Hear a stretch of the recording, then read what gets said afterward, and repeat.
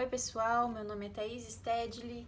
Esse é um trabalho de epidemiologia, cujo grupo é composto por Aline Faustino, Andriele Marques, Beatriz Rodrigues, Fernanda Razini e eu, Thaís Stedley. Hoje eu vou falar um pouquinho a respeito da história natural da doença. Tá, mas o que é isso? Bom, a história natural da doença, ela é a identificação das causas envolvidas e da forma como elas participam no processo da doença, a fim de elaborar um projeto, de elaborar um modelo descritivo, compreendendo as inter-relações entre o agente, o hospedeiro e o meio ambiente em que ele está inserido. E aí aqui a gente tem a tríade epidemiológica das doenças, composta pelo hospedeiro, o agente, o ambiente e o vetor. E o que é isso? Bom, quando a gente pensa na história natural da doença, a gente primeiro identifica um hospedeiro. E para a gente identificar o hospedeiro, a gente precisa saber algumas coisas a respeito dele, que seria a sua idade, o sexo, o estado civil, a sua ocupação, a sua escolaridade, características genéticas, história patológica progressa, estado imunológico, ou seja, saber tudo dessa pessoa. E o que seria o agente? Os agentes eles podem ser biológicos, micro-organismos, podem ser químicos, mercúrio, álcool, medicamentos, podem ser físicos, compostos por trauma, calor, radiação, nutricionais, que pode ser a carência ou excesso de nutrientes. E aqui o ambiente nada mais é do que determinantes físico-químicos, temperatura, umidade, poluição, acidentes, determinantes biológicos, acidentes ou infecções, determinantes sociais, que seriam comportamentos e a organização social. Além do agente, é claro, que pode ser biológico, pode ser químico, né, se a pessoa utiliza algum medicamento, se ela usa drogas, pode ser genético, qual que é a carga genética que essa pessoa carrega, qual é a história familiar dela, pode ser físico, né, no que ela está exposta, e psíquico, qual é o estado psíquico dessa pessoa, ela é muito estressada, convive com muito estresse, como que ela é. E aqui a gente vai falar um pouquinho do nosso hospedeiro, né? Que seria, quando a gente fala do hospedeiro, a gente tem que levar em consideração tudo a respeito dele, como eu já tinha falado. A gente tem que fazer as perguntas para poder construir aí um perfil dele. E aí a gente tem que saber herança genética, sempre perguntar qual que é a anatomia e a fisiologia dessa pessoa. Ela já tem alguma coisa na anatomia dela que é diferente dos demais, a fisiologia dela, como que o corpo dela funciona, como que o corpo dela reage aos fatores que ela está exposta, qual que é o estilo de vida dessa pessoa, super importante a gente falar a respeito disso, como que essa pessoa se comporta no seu dia a dia, ela se cuida, o que ela faz atividades físicas, não faz, a gente tem que levar tudo isso em conta. E aqui o meio ambiente, que a gente também leva em consideração o físico. Físico, o que seria? Essa pessoa ela mora em altitudes, a umidade relativa do ar onde ela mora, como que é, e a temperatura é muito quente, muito frio, e o que tudo isso pode causar na saúde dela. Biológico, onde ela mora, tem que vetores, que reservatórios de doenças, quais agentes ela pode entrar em contato, e o que isso pode causar para ela. Social, como que é a vida econômica dessa pessoa, ela tem acesso a saneamento básico, quais as políticas em que ela está envolvida, qual é a cultura dessa pessoa. E aí aqui a gente fala um pouquinho a respeito, né, da história natural e prevenção de doenças. O que seria isso? A gente tem um quadro aqui bem interessante, né, onde a gente pode mostrar um pouquinho, que seria aqui, primeiro a gente vê aqui o período de pré-patogênese. Vou colocar assim, período de pré-patogênese. A gente avalia o agente, no que ele está suscetível, e o ambiente. E o estímulo à doença, como que ele reage a esse estímulo à doença? Que estímulos que ele está exposto? Isso é pré-patogênese, antes de acontecer a doença. E aqui nós temos o período de patogênese, onde essa pessoa já está doente.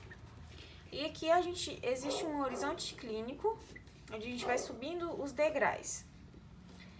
Primeiro, existem as alterações nos tecidos, que depois evolui para sinais e sintomas, onde a pessoa já começa a apresentar quadros clínicos, começa a mudar ali os seus exames, e a gente precisa ficar atento, até podendo chegar em defeitos ou invalidez, onde ali o corpo já reage de uma forma mais drástica. Ou pior, pode chegar à morte, aqui onde a gente não conseguiu reverter o quadro. Mas se a gente descer a escada, a gente chega na recuperação, que ela passou por tudo isso, mas ela conseguiu se recuperar, né? Teve um estímulo-reação de recuperação.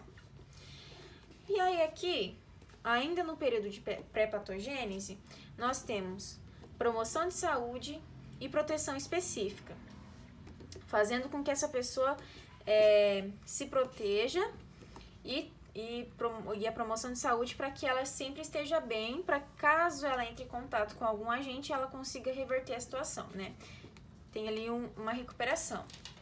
Aqui, no período de patogênese, onde ela já está doente, a gente tem o diagnóstico precoce e o tratamento imediato, que faz com que a evolução dela seja muito melhor do que um diagnóstico tardio, por exemplo.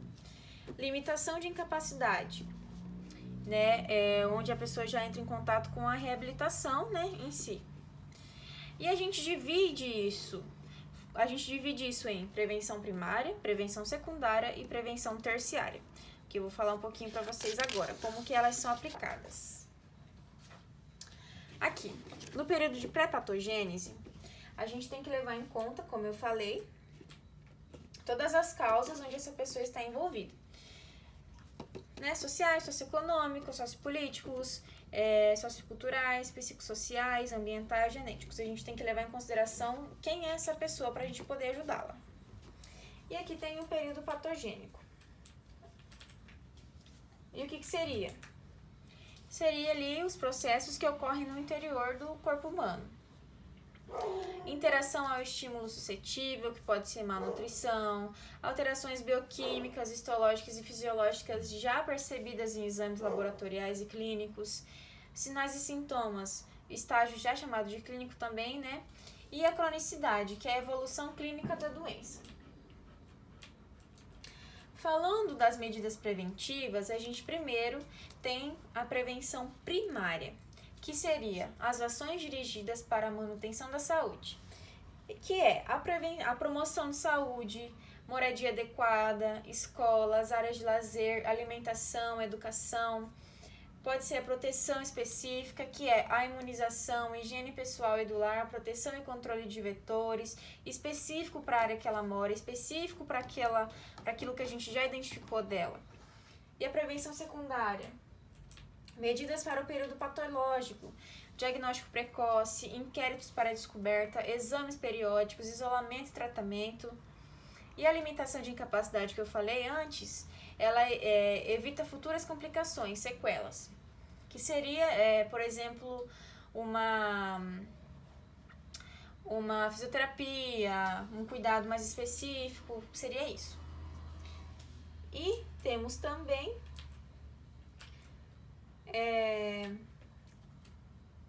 a prevenção terciária, que visa desenvolver a capacidade residual do indivíduo para impedir a incapacidade total, que já é a reabilitação em si.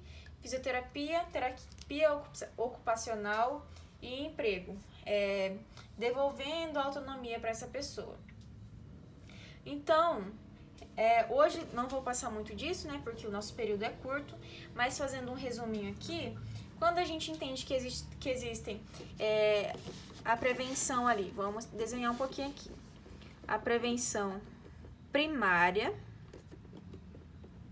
que é quando a pessoa ela ainda não está doente, então ainda há algo que ser feito. A gente vai promover saúde, vai promover o autocuidado, vai fazer com que essa pessoa melhore seu estilo de vida, sua qualidade de vida, Mas tá, não conseguimos fazer isso, ou ela foi exposta a um agente diferente e aconteceu dela adoecer. Aí a gente vai para secundária, que medidas para o período patológico, né? Então a gente vai entender qual que é a doença dela, vai diagnosticar precocemente, porque ela já faz um acompanhamento conosco, ela já vai periodicamente ao postinho. Então assim, a gente já tem um cuidado com ela, a gente vai fazer ali os exames precoces, vai fazer um Papa Nicolau, por exemplo. Então, a gente ali na prevenção secundária, a gente vai fazer de tudo para que ela se recupere o mais rápido possível e para identificar o mais rápido possível o que essa pessoa tem.